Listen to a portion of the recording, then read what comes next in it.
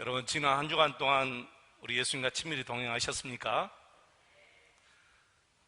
언제나 이 성전이 떠나갈 것처럼 아멘 소리가 나오려나 그때가 분명히 올 줄로 믿습니다. 여러분, 욕심내시기 바랍니다. 욕심내셔야 돼요. 세상에 친한 친구들도 안 만나면 보고 싶은데 정말 일주일 동안 우리 예수님과 친밀히 동행하는 일에 여러분이 욕심 부리셔서 제가 물으실 때 이 성전이 떠나갈 것처럼 아멘 소리가 크게 나올 수 있도록 그렇게 하시기를 바랍니다. 하나님의 은혜에 무엇으로 보답할까, 이런 제목으로 같이 은혜를 사모하겠습니다. 지지난 주일 오후 예배 때 말씀 증거하신 우리 이양돈 선교사님이 저에게 그러셨어요. 목사님, 세안교회처럼 따뜻하고 은혜가 넘치고 즐거운 교회는 없습니다. 그래요. 그래서 제가 그랬어요. 선교사님에게는 모든 교회가 다 그러겠지요. 그러니까 아니답니다. 정말 세안교회는 따뜻하고 사랑이 넘치고 은혜로운 교회랍니다. 여러분, 기분 좋으시죠? 이런 칭찬을 받을 때는 정말 기분이 좋고 저도 정말 기분이 좋습니다. 담임 목사 앞에서 성도들이 나가면서 자신의 호주머니에 손에 이렇게 돈 쥐어주는 교회는 대한민국의 세안교회밖에 없을 것이다 그래요. 얼마나 큰 마음의 감동을 받았는지, 자신이 목회하면서 그리고 선교하면서 처음 있는 일이라는 거예요. 처음 겪어보는 일이라는 거예요. 여러분, 다음에 어떤 선교사님 오셔서 인사해도 여러분 주머니에 있는 1,000원, 5,000원 혹은 10,000원짜리 하나 구겨서 교주머니에 집어넣어 주시기 바랍니다. 큰 것은 우리가 드릴 수 없잖아요. 우리가 크게 선교사님에게 이렇게 보답할 수 없어도 나를 대신해서 가서 선교하시는 우리 선교사님, 1년에 몇 번 되겠습니까? 그런 것들이. 제 눈치 보지 마시고, 담임 목사 있는데 눈치 보면은 안 돼요. 그러니까 눈치 보지 마시고 어느 선교사님 오셔서 말씀 증거해도 이렇게 1,000원짜리 하나 넣어주고 2,000원짜리 하나 넣어주고, 그게 얼마나 큰 용기가 되고 은혜가 되는지 몰라요. 물론 우리 교회에서 정식으로 사례비를 드립니다. 그래도 여러분께서 그렇게 꼭 하시기를 바랍니다. 오늘은 다음 주가 추수감사주일이기 때문에 하나님의 은혜에 무엇으로 보답할까, 이런 제목으로 같이 은혜를 사모하겠습니다. 여러분, 그림 한 점 보겠습니다.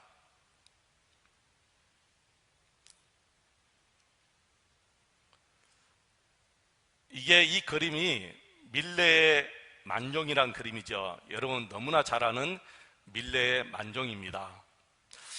밀레는 이 그림뿐만 아니라 좀 전에 우리가 보았듯이 이삭 줍는 여인, 그리고 씨 뿌리는 사람, 이런 그림을 많이 그렸는데 밀레의 그림을 보면 굉장히 마음에 평안이 넘쳐요.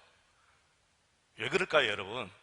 이분이 그림을 그릴 때 언제나 성경에 있는 소재를 가지고 그림을 그리기 때문에 우리에게 마음의 평안을 줍니다.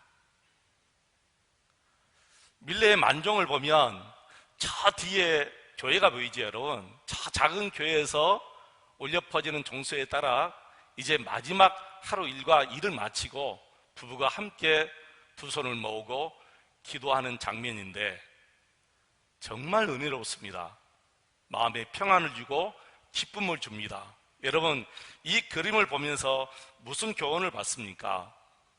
감사는 항상 우리에게 기쁨과 평안함과 그리고 행복을 준다는 것입니다. 할렐루야. 사랑하는 여러분, 하루 일과를 마치고 온 식구가 함께 손을 모으고 우리 하나님께 감사하며 하루를 마감하는 것이 얼마나 큰 행복입니까? 거기에 평안이 있어요. 거기에 기쁨이 있고 거기에 행복이 나오는 것입니다. 여러분과 제가 그리고 우리 자녀들이 이렇게 범사에 감사하는 성도들이 되시기를 축원합니다.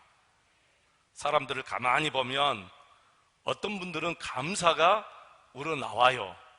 늘 감사하는 마음, 감사하는 말, 그리고 감사하는 생활을 하고 사는 사람들이 참 많습니다. 여러분들은 어떠세요? 제가 볼 때 여러분도 늘 감사하는 삶을 사시는 것 같아요.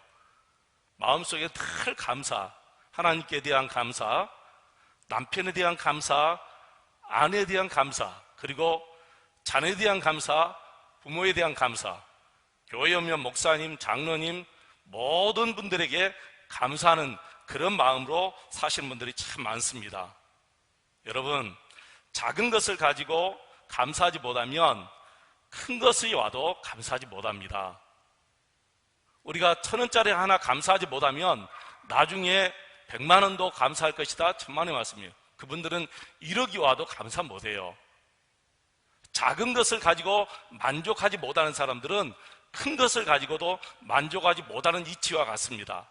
작은 것에 충성하지 못하는 사람이 큰 것에 충성하지 못하는 이치와 같습니다. 그러니까 1,000원짜리 하나 감사하는 사람이 나중에는 10,000원도 감사하게 되고요, 10,000원은 감사하는 분이 나중에는 10만 원, 100만 원도 이렇게 감사하게 되는 삶을 살 수가 있다는 거예요. 범사에 감사하는 저와 여러분의 마음속에 평안이 넘치고 기쁨이 넘치고 여러분 가정에 행복이 넘치는 그런 가정이 되시기를 바랍니다. 범사에 감사하는 분들을 보면 얼굴에 늘 밝은 모습이 나와요. 그리고 기쁨이 있고요. 감사가 이렇게 모든 것을 다 바꾸어 버립니다. 감사가 이렇게 모든 것을 다 바꾸어 버려요. 결국 보이는 형제들에게 잘하는 분들이 보이지 않는 하나님께도 결국에는 잘하게 되는 것이지요. 성경에 그랬어요. 보이는 형제도 사랑하지 못하면서 어떻게 보이지 않는 하나님을 사랑할 수 있느냐. 이렇게 함께 모여서 예배하는 우리 성도들도 사랑하지 못하면서 어떻게 하나님을 사랑할 수 있다고 하느냐. 보이는 내 형제에게 잘하지 못하고 사랑하지 못하면서 어떻게 하나님께 잘한다고 말할 수 있느냐. 저와 여러분의 삶에 그래서 범사에 감사가 넘치는 삶, 사랑이 넘치는 그런 삶을 살아야 될 줄로 믿습니다. 사랑하는 여러분, 하나님께 인색하지 마시기 바랍니다. 내가 하나님께 인색하고 내가 하나님 앞에서 계산하면 하나님도 내게 인색하게 대하고 하나님도 내 앞에서 계산 쪽이 되는 거예요. 어떻게 우리가 하나님 앞에서 인색할 수 있겠습니까? 어떻게 내가 하나님 앞에서 계산할 수 있겠습니까? 조금만 생각해 보아도, 아니 깊이 생각해 볼 필요도 없어요. 어떻게 하나님의 은혜를 우리가 계산할 수 있지요? 없지요. 계산한다는 자체가 우리가 어리석은 생각입니다. 하나님의 은혜는 계산할 수도 없고 헤아릴 수 없습니다. 헤아릴 수 있다면 그것은 하나님의 사랑이 더 이상 아니지요.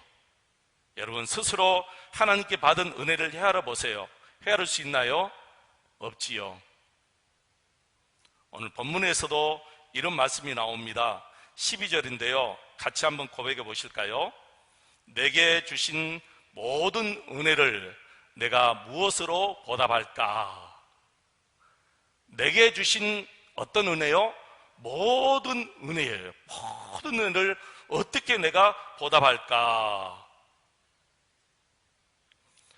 여러분 이 말씀 속에는 두 가지 뜻이 분명히 존재합니다. 이 말씀 속에, 이 한 구절 속에 두 가지 뜻이 분명히 존재하는데, 첫째는 이분이 하나님의 은혜를 깨달았다는 거예요. 아, 이것이 하나님의 은혜구나, 이걸 깨달았다는 거예요.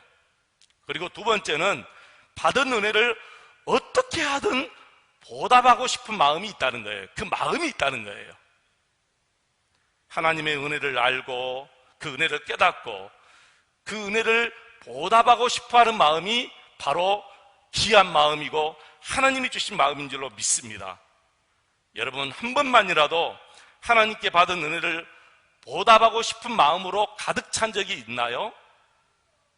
하나님께 받은 은혜 정말 보답하고 싶다, 그런 마음이 내 마음에 가득 찬 적이 있나요?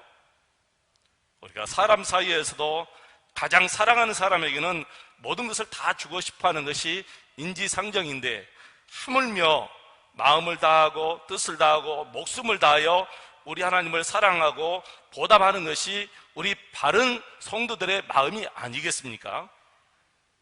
우리가 진정 받은 믿음을 소유하고 있다면, 참 믿음을 가지고 있다면 분명히 그분은 하나님께 보답해야지, 어떻게 하든 내가 하나님께 받은 은혜 보답하고 말 거야, 이런 마음이 충만할 줄로 믿습니다.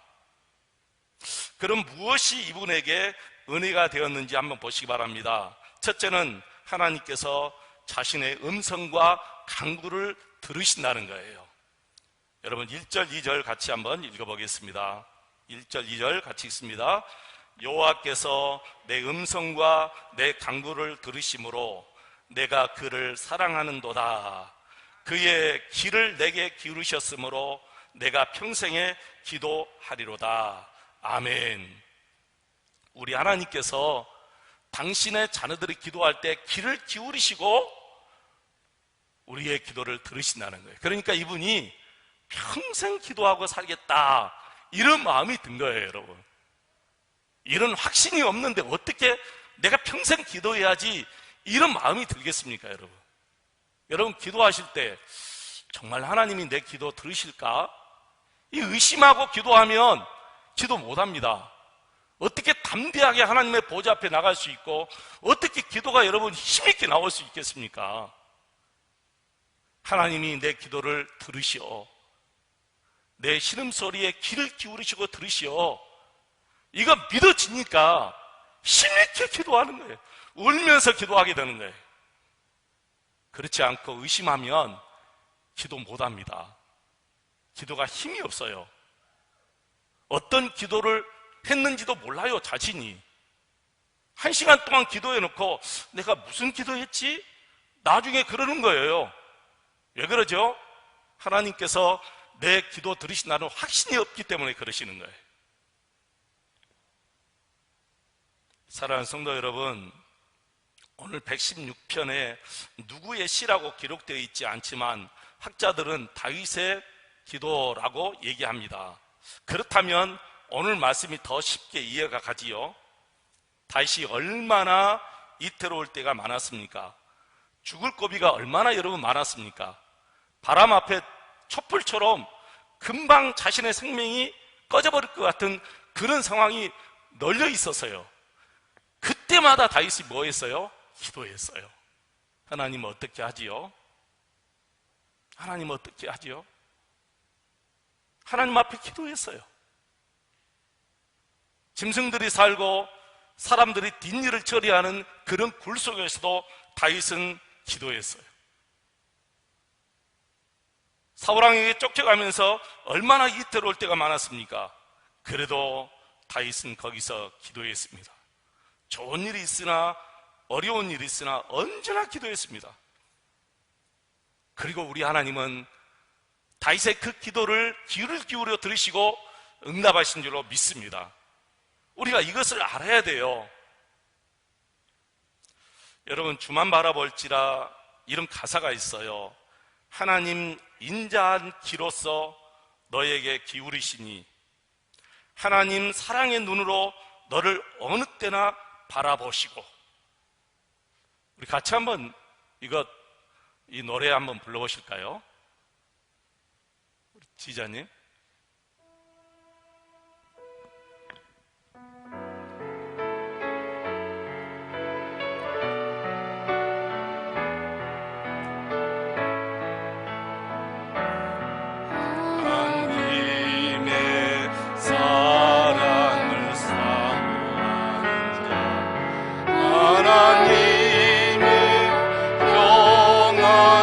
바라보는 자 너의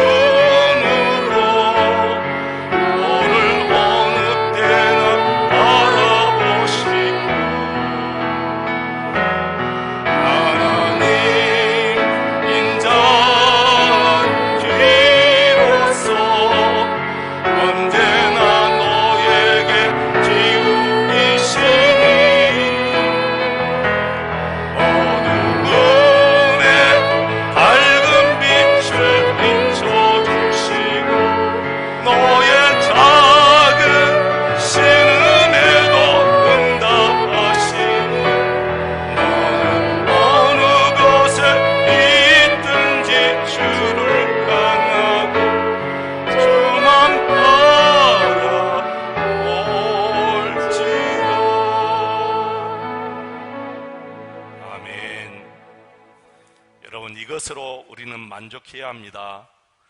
어떻게 응답하시든지 우리를 알고 들으신다는 것으로 만족해야 합니다. 이루시는 분은 하나님이십니다. 어떻게 이루시든지 그것은 하나님께서 선하게 이루실 줄로 믿습니다.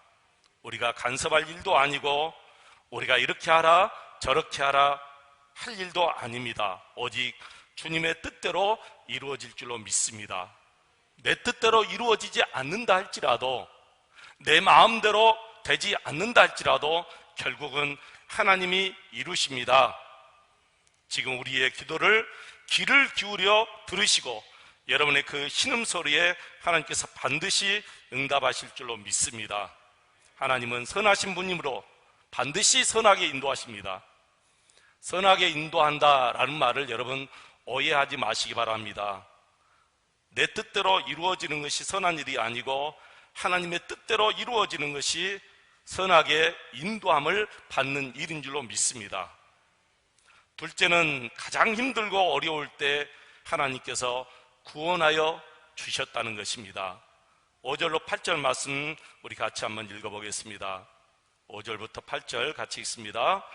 여호와는 은혜로우시며 의로우시며 우리 하나님은 긍휼이 많으시도다. 여호와께서는 순진한 자를 지키시나니 내가 어려울 때에 나를 구원하셨도다.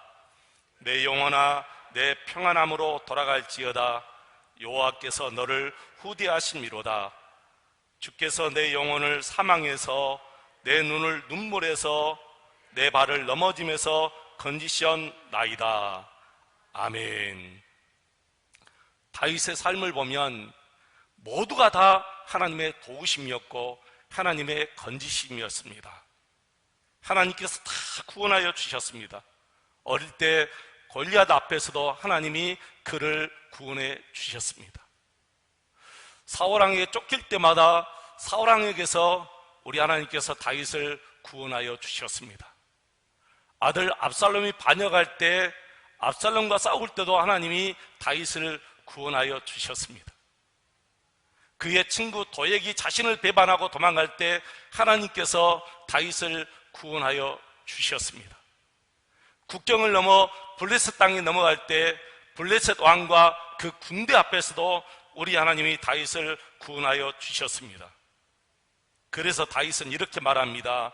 하나님이 나를 후대하여 주셨습니다.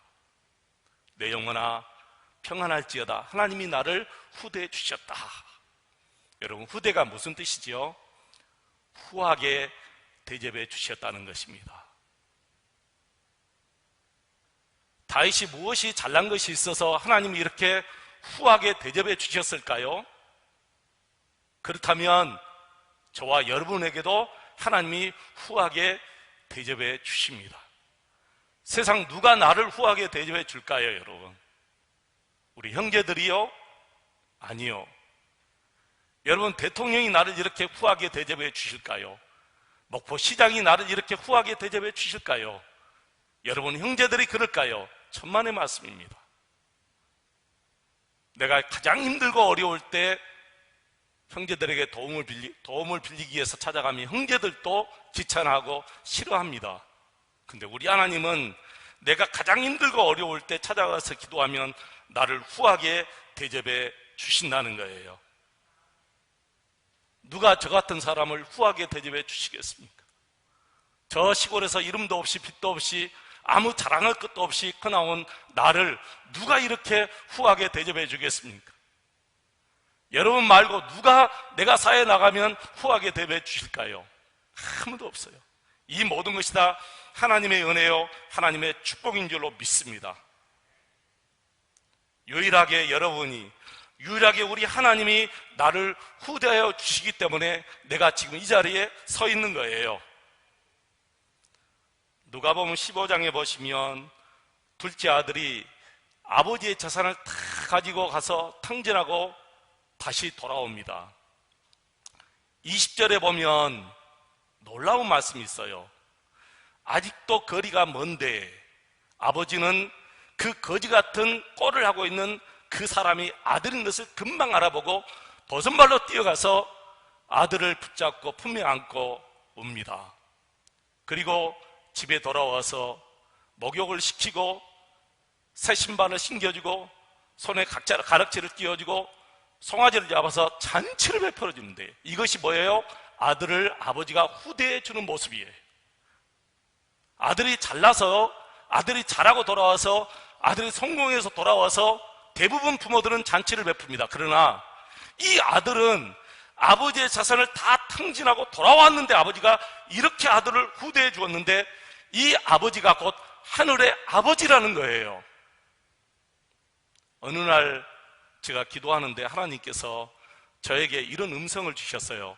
내가 너를 얼마나 기다렸는 줄 아니? 내가 얼마나 너를 기다렸는 줄 아니? 가슴 치며 기다렸다, 통곡하며 기다렸다, 눈물을 흘리며 기다렸다, 조마조마하면서 기다렸다. 이런 음성을 너에게 주시는 거예요. 어떻게 하나님이 나를 이렇게 후대해 주시지요? 종교적인 삶에 빠져서 늘 정죄하고 살았던 나를, 하나님이 나를 그렇게 기다려 주셨다는 거, 버리지 않고. 가정도 돌보지 못하고 자녀들도 돌보지 못한 나를 하나님께서 이렇게 나를 도와주시고 사랑해 주시고 나를 후대해 주셨어요. 어느 누구도 나를 이렇게 후대하지 않습니다. 그런데 우리 하나님만이 나를 이렇게 후대해 주셨는데, 다윗이 말합니다. 내 영혼아 평안해라. 하나님이 나를 이렇게 후대해 주셨다. 사랑하는 성도 여러분, 어떤 자리에서도 돌아오시기 바랍니다. 하나님이 후대해 주십니다. 그 누구도 여러분을 후대하게 하지 않지만 우리 하나님만이 여러분이 어떤 모습으로 돌아와도 후대하여 주십니다. 셋째, 죄의 결박을 풀어주셨다. 그래서 감사하는 거예요. 16절 같이 한번 읽어보겠습니다. 16절입니다. 여호와여, 나는 진실로 주의 종이요 주의 여종의 아들 곧 주의 종이라. 주께서 나를 결박에 푸셨나이다.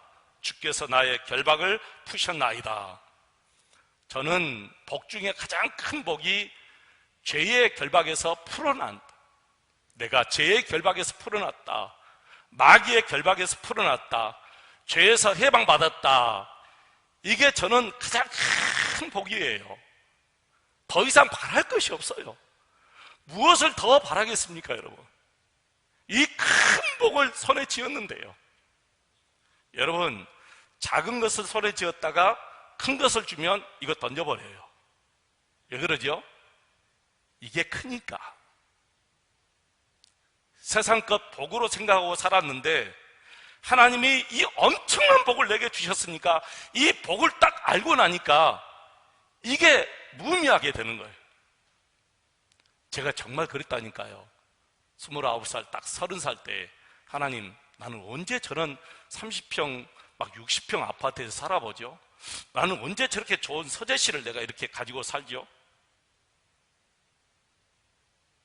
담임 목사님이 샤롱을 탁 몰고 다니는데 내가 그랬어요. 그 당시에 30살 때, 하나님, 나는 언제 저런 자동차 타보죠? 맨날 그런 생각으로 살았으니 그 시간이 다 허비된 생각이, 지금 생각하니까 내 자신이 너무너무 불쌍한 거예요.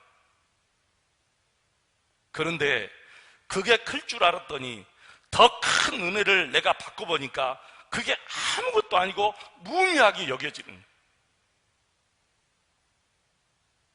여러분, 죄에서 해방받은 것 실감 안 나지요? 제가 실감나게 설명해 드릴게요. 33살의 젊은 전문직을 가지고 있는 어떤 분이 결혼을 했는데 컴퓨터를 잊어버렸어요. 결혼을 하고 그 집에 있는 컴퓨터를 잊어버렸는데, 컴퓨터에 뭐가 들었느냐 하면은 결혼하기 전에 사귀었던 여자하고 성관계를 찍은 그 영상이 그 컴퓨터 안에 들어가 버린 거예요. 그때부터 33살 이 젊은 전문직 족장의 이 젊은이가 어떻게 될 것 같아요, 여러분? 여러분, 어떨 것 같아요, 여러분? 생각해 보세요. 이게 도난당했으니 이게 이제 퍼져버리면 어떻게 될까요, 여러분? 아내는 어떻게 볼 것이고, 자녀들 앞에서는 내가 어떻게 살 것이고, 내가 어떻게 직장을 다닐 것이고, 기가 막히죠, 여러분. 이분이 나중에 그랬어요. 이 지구가 끝나는 날까지 내가 여기서 자유롭지 못할 것이다. 요즘 젊은이들은 그런 성관계 죄 아무것도 아니라고 생각해요. 근데 그분이 그랬어요. 이 지구가 끝나는 날까지 나는 여기에서 자유롭지 못할 것 같다. 그래서 경찰서에 찾아가서 제가 이런 일이 있었는데 빨리 좀 해소해 주십시오. 이미 퍼져서 더 이상 어떻게 손 쓸 수 없답니다. 어떻게 살겠습니까, 여러분? 근데 여러분 생각해 보세요. 하나님 앞에서 내 죄가 해결받지 못하고 하나님 앞에 선다고 한번 생각해 봐요. 근데 저와 여러분은 그 모든 죄가 다 해결받은 거예요. 이미 우리 하나님께서 저와 여러분에게 너는 더 이상 죄인이 아니고 뭐다? 의인이다 라고 도장을 찍어줘 버린 거예요. 이게 좀 실감이 나세요? 죄에 대한 해방, 죄에서 해방받았고 죄의 결박에서 내가 노임받았다. 이게 얼마나 큰 축복인지 지금은 우리가 실감이 안 나지만 하나님 앞에 딱 서서 우리는 천국 가고 그렇지 못하는 사람 지옥 갈 때 그때 실감이 나는데 왜 그때 가서야 여러분 우리가 실감할까요? 지금 이 자리에서 우리가 실감할 수 있어요, 여러분. 다윗이 그걸 감사하는 거예요. 하나님, 나의 결박에서 푸셨습니다. 나를 주의 은혜로 결박해서 나를 풀어주셨습니다. 죄에서 자유함을 누리는 이 축복이 저와 여러분에게 얼마나 큰 은혜인지 5절 보면 다윗이 이렇게 고백하죠. 여호와는 은혜로우시며 의로우시며 우리 하나님은 국률이 뭐하다? 많으시도다. 끝이 없다는 거예요. 국률이 많으시다, 이 말은 하나님의 국률이 끝이 없다는 거예요. 창세부터 시작해서 지금까지 바다의 물물은 계속해서 밀물과 썰물이 계속해서 왔다 갔다 했습니다. 한시도 끊임없이 바다의 물은 계속해서 하나님이 창조할 때부터 시작해서 지금까지 계속해서 밀려왔다 빠져나가고 밀려왔다 빠져나가고 우리 하나님의 사랑이 저와 여러분에게 끊임없이 그렇게 온 줄로 믿습니다. 이 은혜를 아는데 우리가 어떻게 하나님 앞에 보답하지 않고 살아갈 수 있겠습니까? 다윗이 이걸 알았기 때문에 내가 어떻게 해서든지 하나님 앞에 보답해야 되겠다, 그 마음을 찾은 거예요. 그런데 찾았지요, 그 방법을. 13절 17절 같이 한번 보겠습니다. 13절 같이 보겠습니다. 내가 구원의 잔을 들고 여호와의 이름을 부르며, 아멘. 17절 같이 읽겠습니다. 내가 주께 감사제를 드리고 여호와의 이름을 부르리이다. 아멘. 어떻게 보답할까 생각하다가 맞다, 하나님을 찬송해야 되겠다. 구원의 잔을 들고 하나님 앞에 막 찬송하기 시작한 거예요. 저는 오늘 또 여기 나오기 전에 집에서 계속 찬송을 하고 나왔어요. 구원의 잔을 들고 하나님 앞에 찬송해야 되겠다. 여러분, 날마다 찬송하시기 바랍니다. 찬송의 은혜가 임해야 되고 찬송의 능력이 임해야 되고 그리고 찬송의 기쁨이 여러분의 마음속에 임해야 돼요. 여러분, 찬송하세요.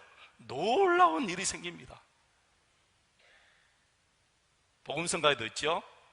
찬송을 부르세요.